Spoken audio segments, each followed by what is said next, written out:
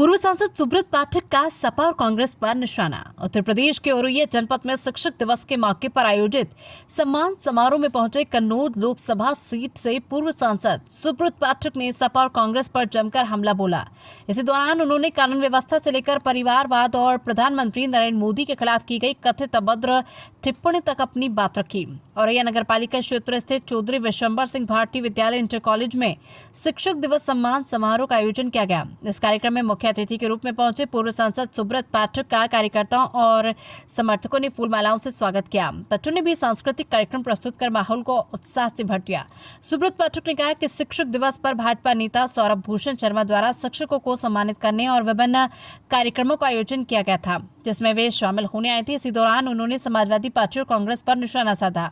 उन्होंने कहा कि जब से उत्तर प्रदेश में मुख्यमंत्री योगी आदित्यनाथ की सरकार बनी है, माफिया और गुंडों पर कड़ी कार्रवाई हुई है। इसका असर ये हुआ कि अपराधियों में खलबली मच गई। समाजवादी पार्टी तो अपराधियों की शरण स्थली मानी जाती है और जितना बड़ा अपराधी उतना बड़ा समाजवादी, यही उनकी परंपरा रही। कांग्रेस पर हमला बोलते हुए पूर्व सांसद ने कहा कि नेहरू गांधी परिवार समझता है कि देश पर प्रधानमंत्री बनने का अधिकार सिर्फ उन्हीं के पास है।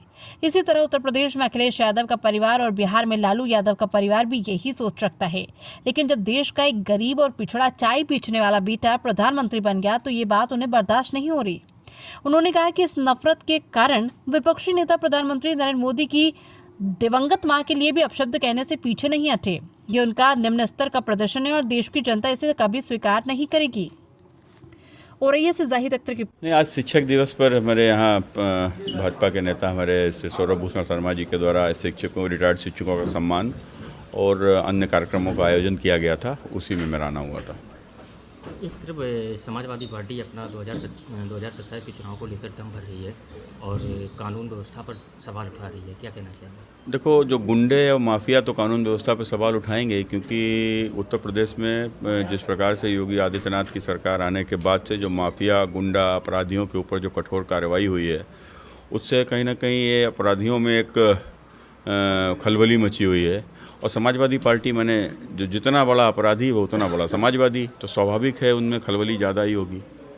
वही राहुल गांधी जी प्रधानमंत्री की मां को लेकर गाली गलौज की भी बात सामने विरोध हो रहा लगातार, क्या कहना चाहेंगे आप? देखो, इस देश पर प्रधानमंत्री बनने का अधिकार केवल नेहरू गांधी परिवार को है।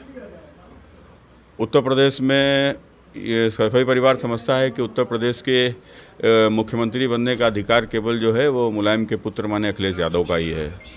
और इसी प्रकार से बिहार में लालू का परिवार समझता है कि वहाँ के ऊपर मुख्यमंत्री बनने का अधिकार सिर्फ लालू के परिवार को है।